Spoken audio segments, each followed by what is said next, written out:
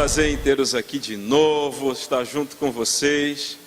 Para nós que está se aproximando do final do ano de 2013, iniciando aí o ano de 2014. Queria que você ficasse em pé para honrar os nossos irmãos que já estão em pé. E pegasse a sua Bíblia. Você trouxe Bíblia hoje? Quem trouxe Bíblia, levanta a sua Bíblia. Disse: eu trouxe, pastor. Eu não leio muito, mas ela está aqui. Se você não trouxe, sente do lado de um servo de Deus que trouxe a Bíblia e abre com ele a Bíblia no Salmo 91.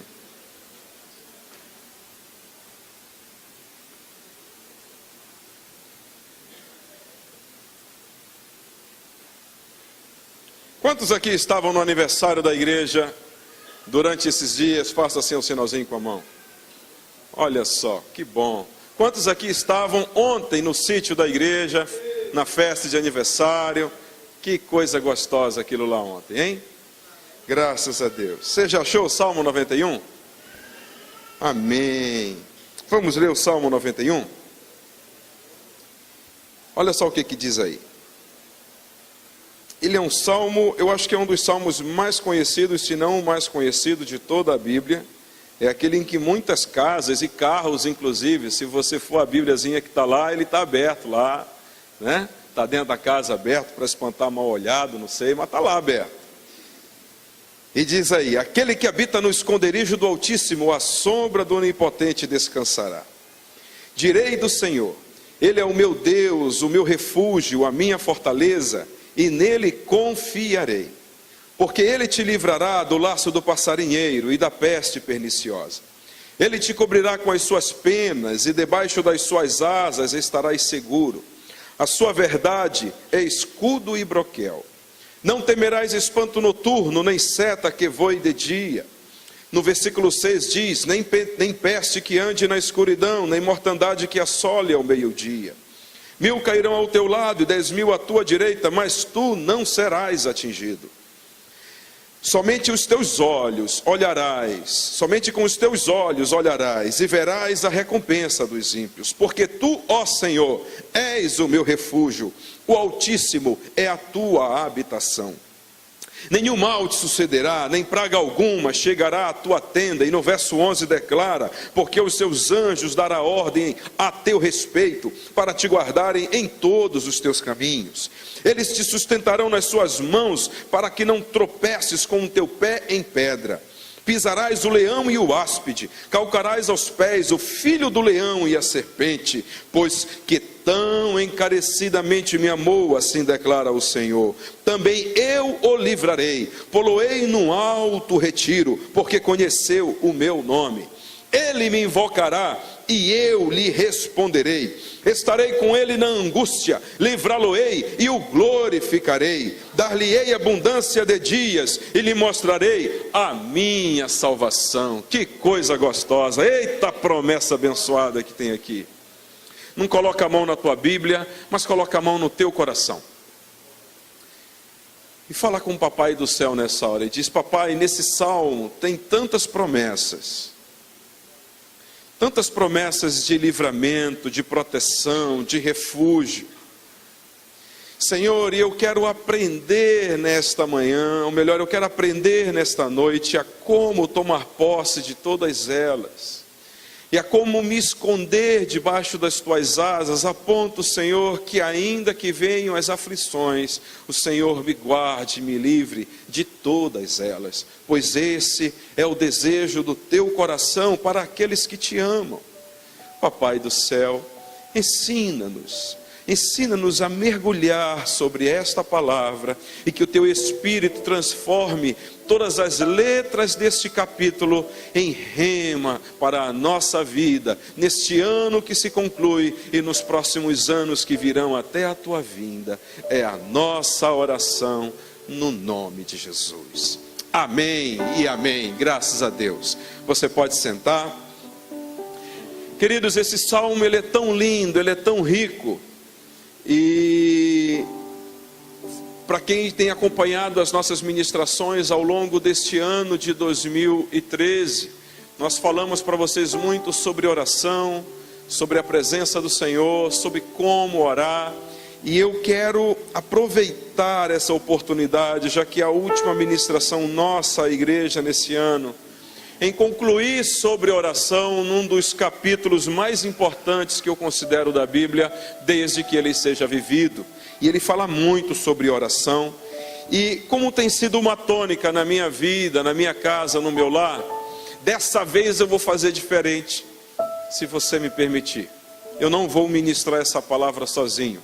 Além do Papai, do Espírito Santo e do querido Jesus que está conosco, eu quero convidar a mulher mais linda dessa igreja a estar aqui comigo hoje, Rosana.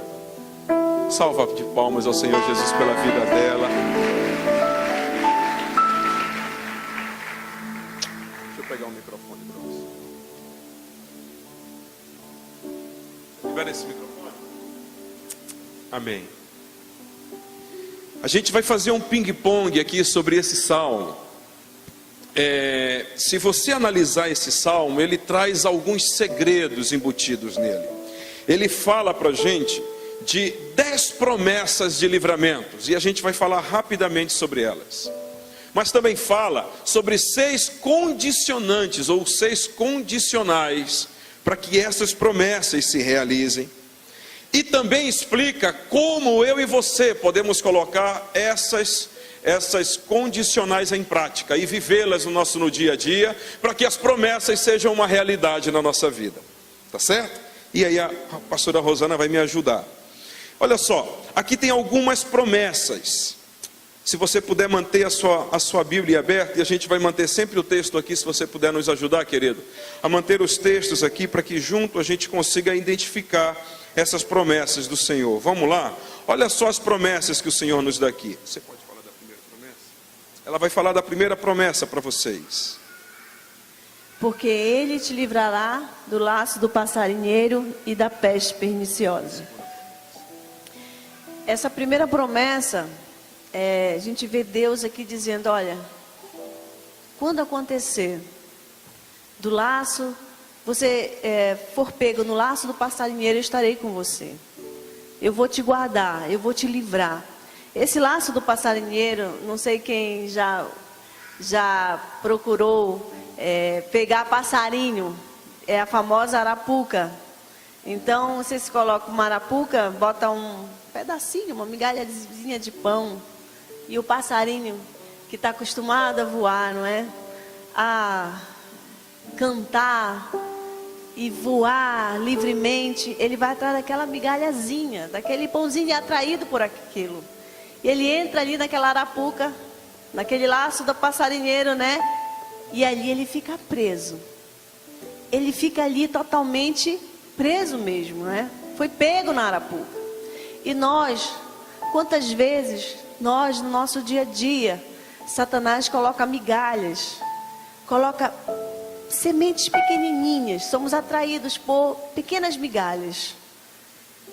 E de repente, quando percebemos, pá, somos aprisionados por uma arapuca. Imagine, nós fomos criados para voar. Nós fomos feitos para ser livres. A nossa estrutura não é uma estrutura para ser preso, é uma estrutura para voar, para cantar. Não sei se só eu, mas eu creio que a maioria aqui vai concordar comigo. Não é triste ver um passarinho numa gaiola? A gente sabe que a estrutura do passarinho é para voar. Então o Senhor nos promete, e Ele te livrará do laço do passarinheiro. Irmãos, o inferno, ele está contra nós todos os dias. E ele coloca coisas tão pequeninas para nos atrair, nós passarinhos que fomos feitos para voar livremente na presença do Senhor. Quantos crentes, por não estar, ali conectado com o céu, estão vivendo dentro dessa arapuca, dentro desse laço do passarinheiro. Eu não sei se você sabe, mas o Salmo 91, ao contrário do que alguns pensam, não existe ainda um autor definido para ele, mas pelos textos, pelo versículo, pelo contexto, você observa que o autor dele, a grande maioria dos teólogos defende que o autor dele foi Moisés. E Moisés sabia exatamente do que ele estava dizendo, porque o contexto do Salmo 91 foi escrito direcionado a uma tribo, que era a tribo de Levi. E esse contexto aqui, aonde Moisés escreveu, foi o contexto do deserto. Então o povo estava 40 anos no deserto, e as experiências que Moisés teve no deserto, junto com o povo, e a experiência que Deus deu a ele, deu todo ao povo, trouxe a ele muito conteúdo, muita matéria-prima para escrever esse salmo. E ele observou que durante a caminhada no deserto, Deus fez uma promessa e a cumpriu. A segunda promessa que Deus fez foi livrar o povo da peste perniciosa. Em algumas traduções, peste perniciosa significa animais, bichos que eram carregados de venenos. Então, na época do deserto, o povo estava sempre suscetível a escorpiões, sempre suscetível a serpentes. Mas Deus estava dizendo: olha, aqueles que estão comigo, eu prometo, eu garanto, as pestes perniciosas, aquelas pestes que trazem veneno, esses eu protegerei, não deixarei que sejam alcançados. Deus nos promete, Deus nos garante nos guardar de todas as pestes, de todos aqueles animais, de todas aquelas ciladas do inimigo, onde são carregadas de veneno. A gente pensa que está tudo tranquilo, mas está carregado de veneno, está carregado de segundas intenções. Raciocina comigo, quantas pessoas não se aproximam da gente com segundas intenções? Quantas situações que geram confiança até para a gente. Você jamais diria que aquilo aconteceria, ou que uma pessoa se levantaria contra você, e de repente você foi surpreendido com fogo amigo, teu familiar, teu cônjuge, no trabalho, e sem você se perceber, uma peste perniciosa estava armada te esperando. Deus garante e promete nos livrar desse tipo de situação. A segunda, a terceira promessa que Deus nos fez, amor, não temerás espanto noturno. Nós estamos vivendo cada vez mais momentos difíceis, onde todos correndo de um lado para o outro, muita depressão, muita angústia, e tem pessoas que têm muitas dificuldades de pegar no sono, né? Então, segundo a ciência, o primeiro sono, ele é muito atacado por esse espanto noturno. As pessoas que são assaltadas por sonhos, por pesadelos, quando elas estão conseguindo descansar, vem aquele pesadelo e elas acordam, suando, aquela angústia, sobressaltados. Então, o Senhor nos promete dar uma noite de paz. O salmista Davi dizia muito nos seus salmos, em paz me deitarei e dormirei, porque só tu, Senhor, me fazes habitar em segurança. Então o Senhor te promete te dar uma noite tranquila de sono. O Senhor te promete estar contigo, dormir igual criança. Então a gente vê as pessoas perturbadas, cheia de olheira. Não sei se vocês já tiveram essa experiência de colegas quando chegam no trabalho: nossa, não dormi bem, não estou conseguindo dormir. Sabe o que é isso, irmão? É o terror noturno. Mas para aqueles que habitam no Senhor, o Senhor promete o quê? Te livrar do terror noturno, te dar uma noite de paz, uma noite de bênção. Saber que o anjo do Senhor acampa-se ao redor daqueles que o temem e os livra. A quarta promessa que você observa também está no versículo 5, que diz: nem seta que voa de dia. O interessante, se você for observar esse contexto, é um contexto seguinte: você tem aqui, eu queria pedir para desligar esse ventilador aqui, pode ser? Se você observar esse contexto aqui, você tem um contexto de uma cilada do inimigo, de um ataque do inimigo, mas de dia. E diz aqui, para você ter noção aqui, diz aqui que é na claridade, não é à noite. Percebam, existem ataques do inimigo à noite, que são os noturnos que a Rosana falou, mas existem ataques do inimigo de dia. E se é de dia, eu estou acordado, você também, sim ou não? Se é de dia, os meus olhos conseguem ver, porque nessa época aqui não tinha luz, quando Moisés escreveu isso aqui. Era de dia.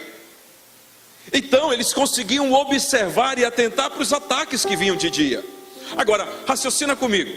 Se vem uma seta voando na tua direção, no teu natural, você não consegue desviar, sim ou não? Dependendo da velocidade dela, você consegue desviar. Você consegue estar atento, vigilante e desviar dela. Mas aqui está me dizendo de algo que é impossível, de uma seta que voa de dia e que naturalmente você não consegue se livrar dela.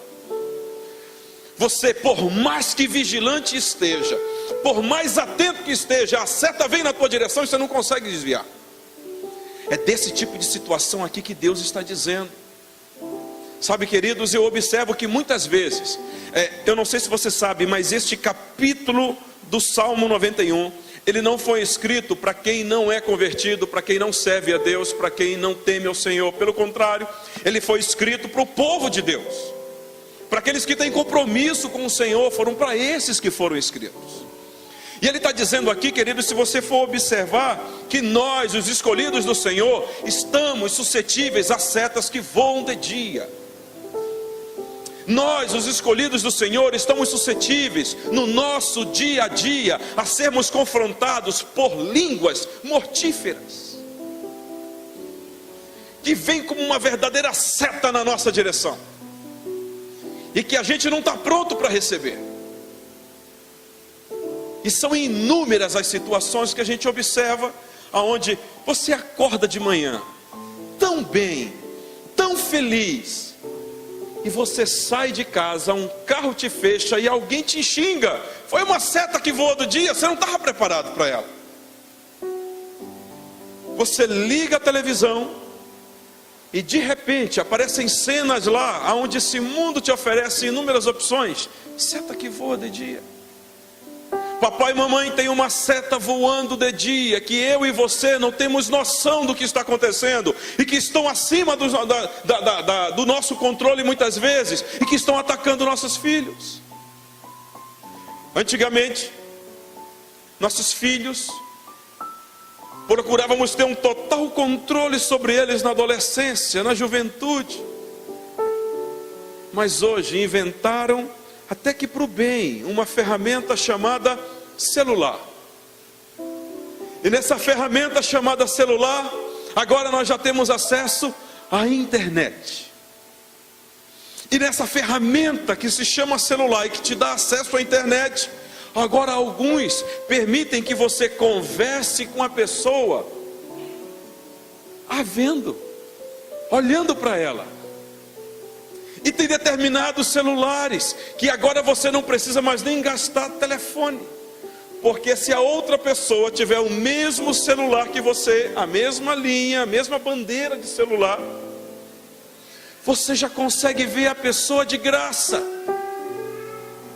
E aí você olha para mim e diz assim: pastor, que bênção, olha como a tecnologia evoluiu, isso é muito bom, agora isso traz aproximação das pessoas. Isso é verdade. Mas antes, aquilo que você fazia quanto pai, que guardava os teus filhos, para que ele não dormisse na casa da amiga, para que ele não dormisse na casa do amigo, para que não fosse passar um período sozinho com o namorado, agora o celular aproxima tanto as pessoas, que você às vezes não toma cuidado e tem uma seta voando de dia. Agora os teus filhos podem ver os filhos dos outros ao vivo, e sabe Deus o que fazendo. Vocês estão entendendo isso, queridos? Oh, queridos, estamos no século 21. A modernidade chegou, a tecnologia aumentou, e a gente não tem ideia do número de setas que voa de dia. Mas Deus promete nos livrar delas, amém? Olha só o que diz aqui, a próxima promessa. 1000 cairão ao teu lado e 10.000 à tua direita, mas tu não serás atingido. Aqui se fala de situações em que parece que o mundo caiu na tua cabeça. Sabe, quando o mundo cai ao nosso redor, né? Tem até aquela canção do Juliano Som, onde tudo de ruim te acontece, não é? É um ataque coletivo. Parece que todas as setas do inferno vieram todas na mesma hora, e atacaram teus filhos, atacaram as tuas emoções, o teu corpo, a tua alma, teus sentimentos, atacaram as pessoas que você mais ama. Então foi um ataque coletivo. Então o inferno naquele dia, naquela mesma hora, todos os demônios decidiram te atacar. Tu, tua casa, teus familiares, teus amigos, teu trabalho. Mas a promessa do Senhor, Ele diz o seguinte: 1000 cairão ao teu lado, 10.000 à tua direita, mas tu não serás atingido. Aleluia. E aqui você observa no versículo 10 a próxima promessa do Senhor: nenhum mal te sucederá, nem praga alguma chegará à tua tenda. Tenda fala de casa, tenda fala de moradia, tenda fala do local onde você e a tua família moram e habitam. Deus está prometendo aqui, assim como prometeu para o povo no deserto, que nenhum mal vai nos suceder, nem praga alguma vai chegar à nossa tenda. Agora, pessoal, bora falar a verdade. Algum mal já chegou na tua casa, sim ou não? Já aconteceu de dia de você acordar assim e dizer: nossa, que dia foi esse? Que noite terrível foi essa?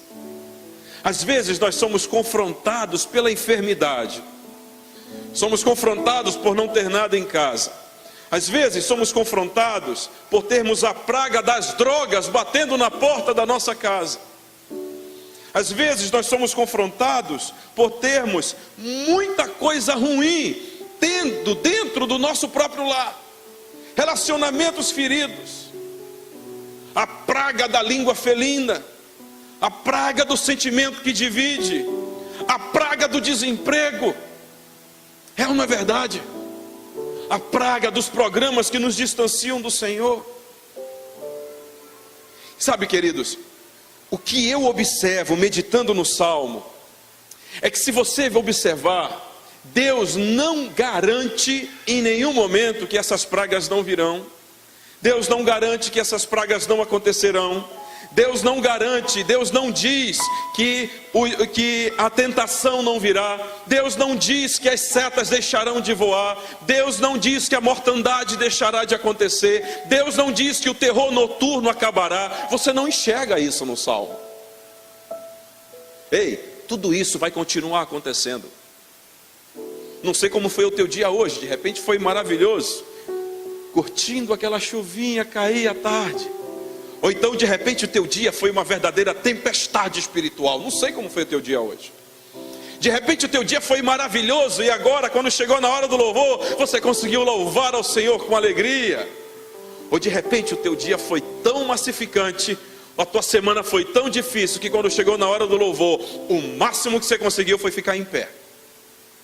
Eu não sei como foi o teu dia, a tua semana, porque talvez você está experimentando e passando por situações como essa aqui.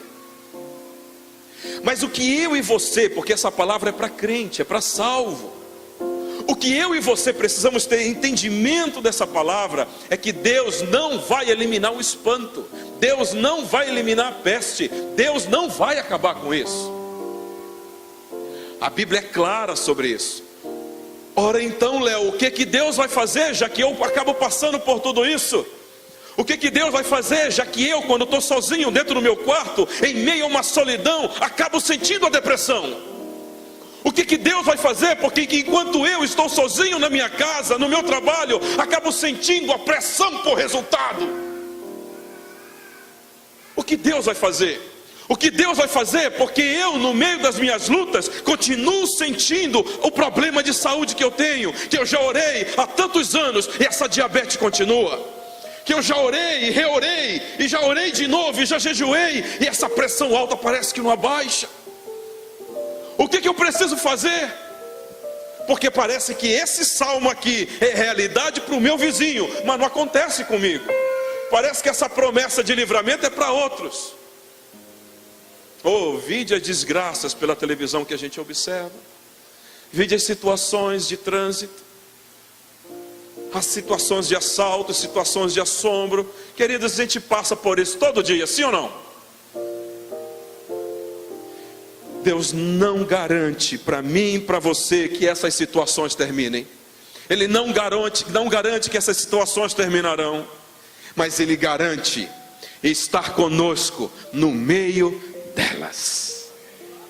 Olha só o que diz aqui no versículo, olha o que diz aqui no versículo 15. Ele me invocará e eu lhe responderei. Estarei o quê? Estarei com ele quando? Ele não vai te livrar da angústia. Queridos, entenda o coração do teu Deus, aquele que habita em luz inacessível e não tem variação nenhuma. Diga comigo: o meu Deus não vai me livrar da angústia, Ele vai estar comigo na angústia. Isso tem toda a diferença. 3 homens resolveram servir ao Senhor. 3 homens entraram numa fornalha. 3 homens passaram pela fornalha. Mas 3 homens foram livrados, foram protegidos, foram guardados dentro da fornalha. A tua vida parece uma fornalha ambulante, mas Deus vai estar contigo durante toda a fornalha em que você estiver passando. Se você crê nisso, diga glória a Deus, aplauda o Senhor, porque Ele é o Deus que continua conosco, ainda que seja no meio da angústia. Aleluia! Esse é o meu Deus, esse é o teu Deus. Deus não te tira da angústia, Deus te protege lá dentro da angústia. Deus não te tira da seta, Deus não te tira do contra-ataque, Deus te protege lá. Queridos, deixa eu te dizer uma coisa: a maior riqueza que tem na vida do cristão é que no dia que você entender isso, a tua vida muda. A maior riqueza que tem, que existe na vida do cristão, é passar por situações que o ímpio passa, da mesma forma. O ímpio passa por doença, sim ou não? A gente também. O ímpio tem problema na vida financeira, sim ou não? Nós também. O ímpio tem problema no casamento, sim ou não? A gente também. O ímpio teve problemas na infância, com traumas com os pais, sim ou não? Ei, nós também. Qual é a diferença? A diferença é que o ímpio não está no esconderijo do Altíssimo. A diferença é que eu e você temos à nossa disposição o esconderijo do Altíssimo. Isso faz toda a diferença. Sabe, queridos, eu observo junto com você aqui, e essa mulher linda que está ao meu lado, que as promessas do Senhor é para estar conosco. Mas eu observo também, lendo esse capítulo, que o amor de Deus demonstrado aqui, em me guardar, em estar comigo na angústia, ele é incondicional. Diga comigo: o amor de Deus é incondicional, mas as suas promessas são condicionais.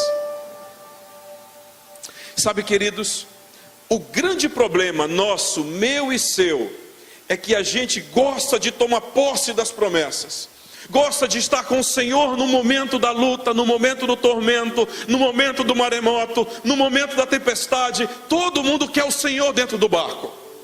A tempestade ela vem, mas todo mundo gosta de Jesus dentro do barco. Ou quem não quer ter o Senhor dentro do barco? O nosso problema é que a gente não observa as condicionantes para que Jesus esteja dentro do nosso barco. E eu queria meditar com você hoje, rapidamente, sobre as condicionantes para que Deus esteja dentro do barco conosco. Você pode me ajudar, amor? Aquele que habita no esconderijo do Altíssimo, à sombra do Onipotente, descansará. A primeira condicionante que a gente vê está aqui no primeiro versículo. Aquele que habita no esconderijo do Altíssimo. Para que ele te livre do laço do passarinheiro, da peste perniciosa, do terror noturno, da mortandade que assola ao meio-dia, enfim. Você precisa estar, eu preciso estar. Nós precisamos estar onde, irmãos? No esconderijo do Altíssimo.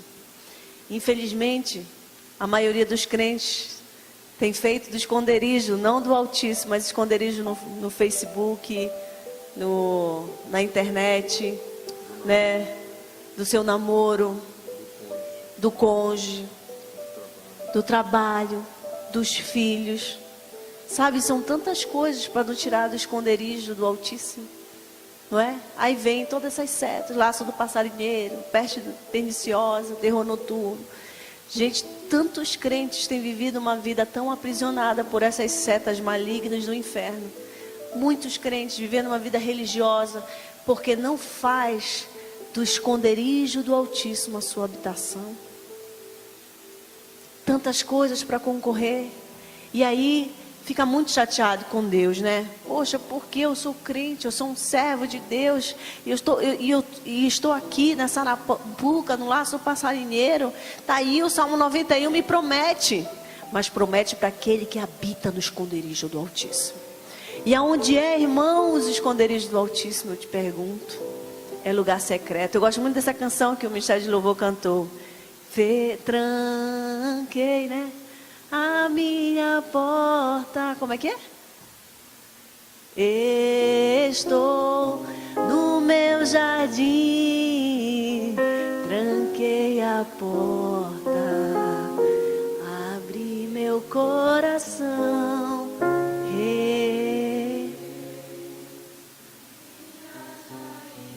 Com minhas lágrimas,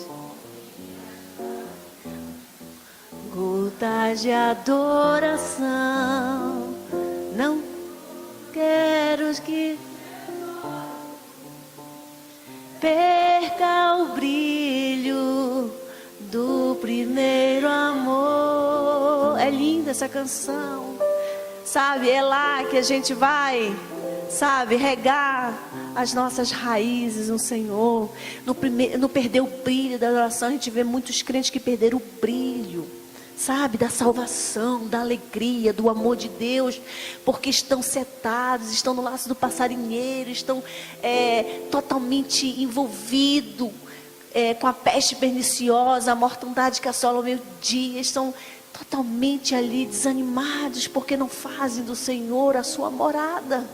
Sabe, inclusive eles estão muito no templo físico, mas não na sombra do Altíssimo. Eu digo que nós somos igreja. Bata-se no peito e diga: eu sou igreja. Eu sou igreja. Isso aqui é um templo, não é? Tem muitos crentes que não falta o culto, mas eles não vivem no lugar secreto. Eles não trancam a porta, não se derramam na presença do Senhor. E aí vem o dia mau, né? E eles são totalmente envolvidos, totalmente lançados. Eles não têm o brilho da alegria do Senhor. Eu sempre digo ao Senhor, um dos pavores assim que eu tenho, eu acho que é até o maior pavor. Eu digo: Senhor, o que mais me dá medo nessa vida é perder o brilho da tua salvação na minha vida. Sabe? É ser uma crente que não se alegra quando vê um pecador se arrependendo. Um crente que pega, senta, chega na igreja, senta no banco, é mais o culto, vai embora. Senhor, eu me nego a ser um crente assim. Por favor, me leva. Minha oração é assim: me leva. Mas eu não quero ser um crente assim. Eu quero ter a fé de um novo convertido. É isso que eu falo para Jesus. Eu quero ter 95 anos, mas com uma fé de alguém que acabou de aceitar Jesus. Porque, irmão, é muito triste ver um crente com cara de maracujá. É muito triste ver um crente, sabe, religioso, que vem, abre a Bíblia, volta, sabe? Eu vou agora para o culto da tarde fazer minha obrigação, sabe? Isso me incomoda, isso me dá um pavor, sabe? Até ficar sem dinheiro, até perder meu marido, que é uma coisa maravilhosa que eu tenho, não me apavora tanto do que perder o brilho da salvação do Senhor, sabe? Eu tenho pavor disso. Mas isso só é possível ter essa fé de um novo convertido, de se alegrar com os que choram, sabe? De se ficar feliz. Olha, uma pessoa aceitou Jesus. Ai, coração bater forte. Irmão, se não está batendo, é falta de estar no jardim secreto. É falta de estar na habitação do Senhor, que é a sombra do Altíssimo. Tem um cântico, filha, que é muito conhecido na igreja, né? Aquele cântico que diz assim: quero voltar ao primeiro amor, ao primeiro amor. Eu quero voltar a Deus. Cadê o Bill? Cadê o Bill? Tá aí? Bill, passei no teste, posso entrar no louvor já? Esse é um cântico que eu confesso para vocês, eu nunca quero cantar. Esse é um cântico que eu não gosto de cantar. Presta atenção na letra dessa música. Eu não sei quanto a vocês, mas quando eu louvo o Senhor, eu gosto de louvar o Senhor com toda a intensidade. Quando eu louvo o Senhor, eu quero abrir o coração para louvá-lo mesmo. E se eu for cantar esse cântico com toda a intensidade, eu vou estar dizendo que esse cântico é uma verdade na minha vida. E eu confesso a vocês, eu nunca quero que esse cântico seja uma realidade na minha vida. Esse cântico declara: eu quero voltar ao primeiro amor. Queridos, eu nunca quero sair do primeiro amor, filha. Nunca queira sair do primeiro amor. Nunca queira sair da primeira paixão. Nunca queira sair de quando você entregou a tua vida a Jesus, sabe? Daquele calor que incendiava o teu coração quando era menino, que você ia para a igreja com muita vontade. Ah, pastor, eu era levado pela minha mãe, não queria ir, mas quando chegava lá, se encantava com a palavra, se encantava com louvor, tocava algum instrumento na igreja, fazia parte de algum ministério. Queridos, nunca perca esse primeiro amor. Pastor, mas o senhor não sabe, vieram as coisas da vida, vieram as setas, vieram as mortandades, eu talvez esqueci do caminho. Deus está dizendo para você nessa noite, queridos, não perca o primeiro amor. Não deixe que amor nenhum nesse mundo faça você perder o teu primeiro amor por Ele. Não deixe que nenhuma paixão passageira te tire do teu primeiro amor por Ele. Sabe, queridos, olha que revelação o próprio Deus fala de Moisés aqui. Porque se esse salmo foi escrito por Moisés, Deus fala algo sobre Moisés no próprio salmo. Vai comigo lá no versículo 14. A primeira frase do versículo 14 é a revelação do coração de Deus para Moisés, e a revelação do coração de Deus para mim e para você: pois que tão encarecidamente me amou. Ele me amou. Ele deseja estar comigo. Ele deseja fazer de mim a sua casa. Ele deseja fazer de mim a sua habitação. Queridos, quando você lê no Salmo, olha só o que diz aqui. Porque, olha só o que diz aqui no versículo 9: porque tu, ó Senhor, és o meu refúgio, o Altíssimo é a tua habitação. Queridos, nós, aquele que deseja fazer de Deus a sua habitação, é o próprio Deus sendo a tua habitação. É o próprio Deus sendo a tua sombra. Mas você diz: pastor, a Bíblia diz que em Deus não há variação e nem sombra. É claro, ninguém pode estar acima dele para que ele seja sombra, mas ele é o maior de todos, cobrindo você e colocando a sua sombra sobre você. Nunca perca o primeiro amor. Tem uma criança que eu queria que você assistisse agora. Tem uma criança que desde pequena está aprendendo a viver no primeiro amor. Você pode colocar para a gente? Enquanto você prepara, a Rosana vai falar algo. Quando ele fala aqui, esse versículo, porque tão encarecidamente me amou. Se você ler de Gênesis e Apocalipse, Deus só quer uma coisa de nós. Está no primeiro mandamento, qual é? Amarás ao Senhor teu Deus de todo o teu coração, de toda a tua força e de todo o teu entendimento. Sempre o Senhor requerendo esse amor, não é? Onde você escolhe estar com Ele, não porque você precisa estar com Ele, mas porque eu escolho estar com Ele. Porque Ele é minha fonte, Ele é minha porção, Ele é minha herança, sabe? Ou eu sou um crente religioso, sou um crente de fato que eu amo esse Deus. E quando Deus percebe esse amor, Ele diz aqui: porque tão encarecidamente me amou. Sabe, isso que atrai o coração dele. Isso faz de você um crente de verdade, não um crente meio tigela, um crente religioso, um crente que só faz, eu tenho que ir no domingo, mas um crente que o ama, um crente que quer, sabe, agradá-lo. Não é fácil, gente, matar a carne. Nós somos corpo, alma e espírito. Matar essa carne, tudo concorre com Deus para tomar o primeiro lugar dele na nossa vida. Vocês já repararam? Tudo é comida, é perfume, é relacionamento. A internet então vem com tudo. Porque antes era só um monitor que você tinha que sair da tua cama, ainda dava até um trabalho. Agora não, está na tua mão, está concorrendo, né? É o WhatsApp, é o Message, é o que mais? O Facebook, é tudo. Não é, varão? Tudo concorrendo a tantos relacionamentos, mas ele quer ser amado, sabe? De tudo depende de todas as coisas, mas quando ele percebe esse amor, que a gente deixou tudo para estar com ele, deixou o marido, deixou os filhos, deixou o trabalho, não, eu sou tua, Senhor, tu é a coisa mais importante na minha vida, cultivar isso. Aí ele diz: porque tão encarecidamente me amou, eu o livrá-lo-ei e pô-lo-ei aonde? Aonde? No alto retiro. E às vezes a gente questiona, né? Poxa, aquele irmão é tão usado por Deus. Aquela irmã, a gente sente algo do Espírito nela. Sabe por quê? São pessoas diferenciadas porque buscam o Senhor acima de tudo.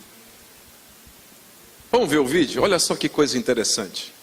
Olha como esse garoto, parece que ele sempre está no primeiro ano.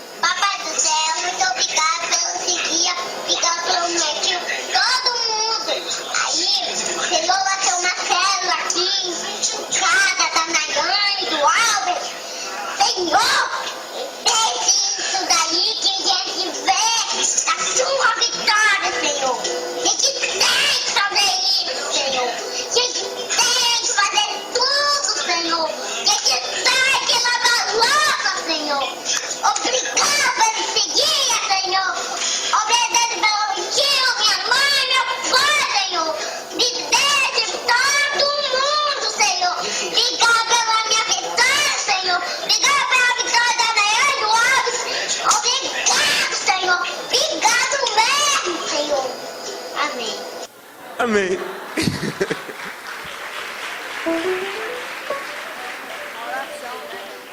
Olha, cá para nós. Se você fosse papai ou mamãe desse filhão, você não ia se sentir orgulhoso dele, sim ou não?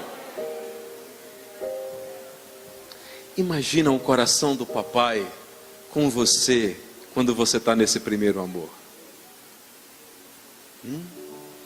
Imagina o coração do papai quando vê você entregue assim, dedicado, vivendo isso. Eu vou concluir, para que a gente tenha um tempo para entrar no lugar secreto, meditando com você num texto que está lá em Êxodo capítulo 33. Apesar desse salmo ter sido escrito por Moisés, e com certeza Moisés, ele vivia isso. Mas o que me impressiona é que Moisés, pelo exemplo dele, ele fez um discípulo. E esse discípulo foi Josué. E no versículo 11 do capítulo 33 diz assim: e falava o Senhor a Moisés face a face. Como falava o Senhor a Moisés? Face a face. Sabe como é que a gente faz para ouvir a voz do Senhor? É estando com Ele face a face. Como é que eu faço para estar face a face com Ele? Fazendo dele a minha habitação.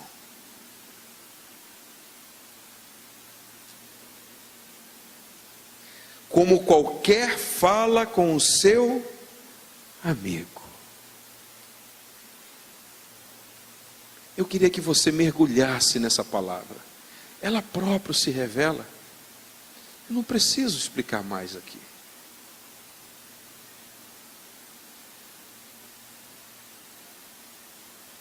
Face a face. Todos os dias. Dia após dia. Agora, o que me surpreende é que teve um homem que viu Moisés fazendo isso. Não foi Arão, não foi Gerson, que era filho dele. Era um homem da tribo de Num, Josué, mancebo. Olha, o que significa mancebo, querido? Jovem. Josué, mancebo, filho de Num, jovem. Se eu fosse você, eu gravava essa palavra que vem em seguida. Nunca. Nunca. E eu gosto de pensar como um nunca absoluto. Nunca se apartava do meio da tenda. Talvez você não saiba o que significa tenda, mas antes de construir toda a estrutura do templo de Moisés para adoração no Antigo Testamento, o povo construiu no meio do deserto, uma tenda. E essa tenda era onde o Santíssimo existia.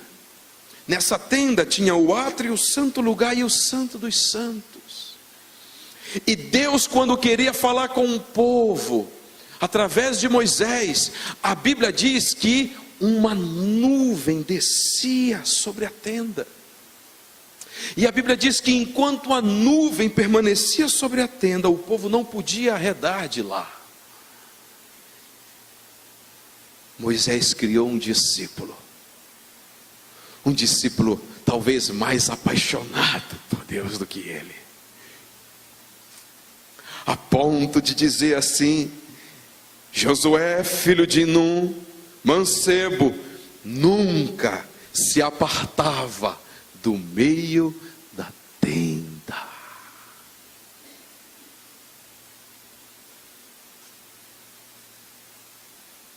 Eu desejo tanto que você seja um Josué no meio dessa geração. Mas se você disser assim: pastor, mas eu me contento em ser igual a Moisés, eu vou te dizer, não tem problema. Mas deixa eu te dizer uma coisa, queridos. Tem Josués dentro da tua casa, teus filhos. Tem Josués que virão para você, teus futuros filhos. Tem Josués no teu meio, teus discípulos. Tem Josués perto de você, aqueles a quem você influencia. Queridos, o maior exemplo que podemos dar a esse mundo é nunca nos apartarmos do meio da tenda. Fique em pé.